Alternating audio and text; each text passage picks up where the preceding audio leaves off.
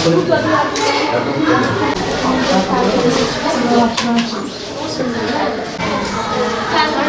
sinema ben konuşuyorum değil mi?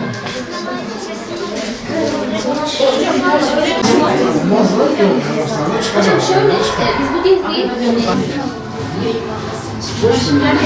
benim açımdan Hayır.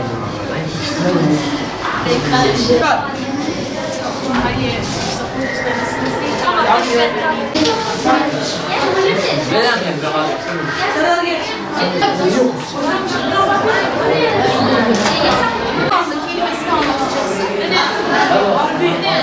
Harbi kullanmayacaksın, dürüst kullanmayacaksın.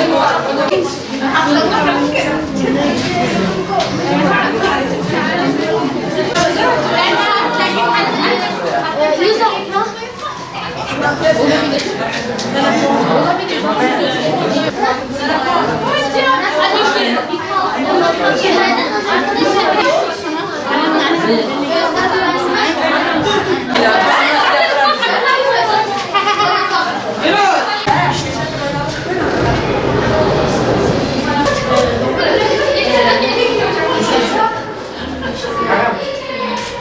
Okulumuzdaki bu proje geçen yıl Ramazan ayında yardım kolileri dağıtımıyla başladı. İşte Suriyeli göçmen öğrenci sayımız çok fazla, yetim öğrencimiz çok fazla. Yardımlarla başladık ama şu anda yardım dışında burası iyilik odası düzenledik. İyilik odası olarak öğrencilerimiz buradan gelip istedikleri kırtasiye malzemesi, giysi ne ihtiyaçları varsa onları alıp gidiyorlar. Ayrıca burası sadece yardımlaşma değil, öğrencilerimiz oyunlar oynuyorlar, sohbet ediyorlar.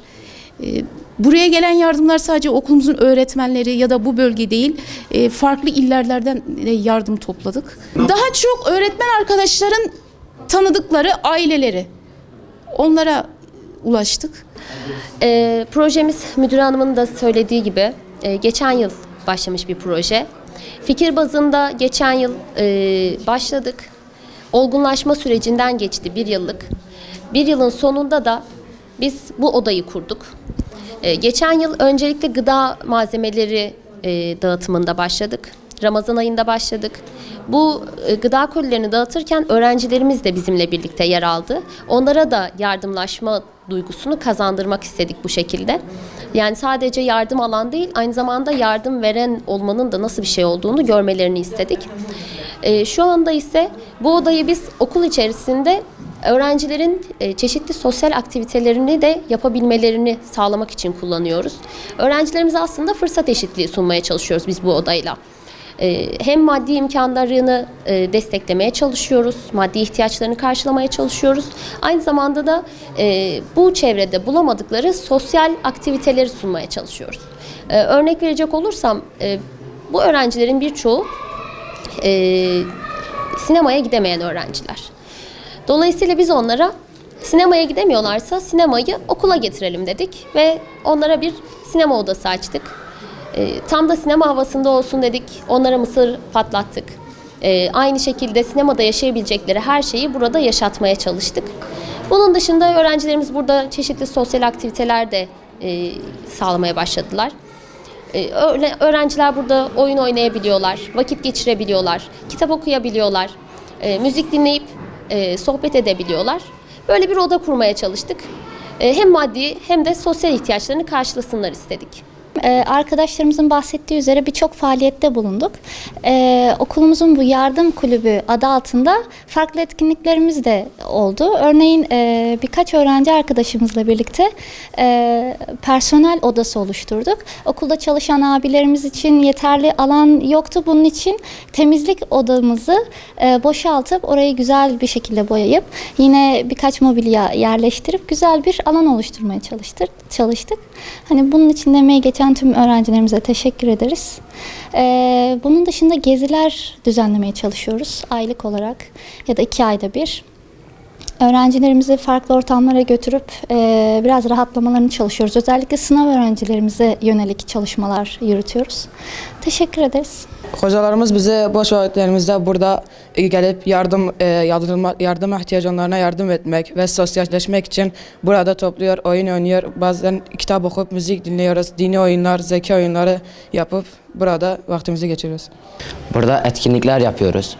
Birkaç şey yapıyoruz. Kitap okuma köşemiz var. Oyun alanlarımız var. Oyun yerimiz var.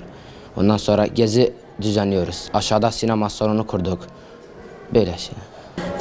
Bu sınıf yardıma ihtiyacı olanlar için ve maddi durumu yetersiz olanlar için çok iyi bir şey yani. Ne yapıyorlar onlara? Yani diyelim ki birisinin kırtasiye ürünleri eksik. Burada ona kırtasiye ürünleri veriyor. Diyelim ki bir ailenin erzakı yok. Onlara erzak dağıtılıyor. Kıyafeti yok. Kıyafet veriliyor. Burada kitap okuyoruz, kahve içiyoruz, müzik dinliyoruz. Boş derslerimizde buraya geliyoruz. Öğretmenlerimizle sohbet ediyoruz ve benzeri oyunlar oynuyoruz. Benzeri şeyler yapıyoruz. Buraya yukarı boş zamanlarımızda gelip kitap okuyoruz. Oyun oynuyoruz. Öncelikle burayı Büşra Hoca, bir de Esra Hoca açtı. Ve gelip burada boyadık, yardım ettik. Üstümüz ve kıyafetlerimiz boyalı oldu biraz ama bir şey olmaz.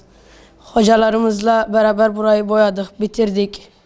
Allah'a çok şükür öğrencilerimiz yardım olan ihtiyaçlarımızı karşılıyoruz. Altı yapmak teslim alıyoruz. O zaman yarın şey yapmaya çalışıyoruz. Milli eğitimden sefer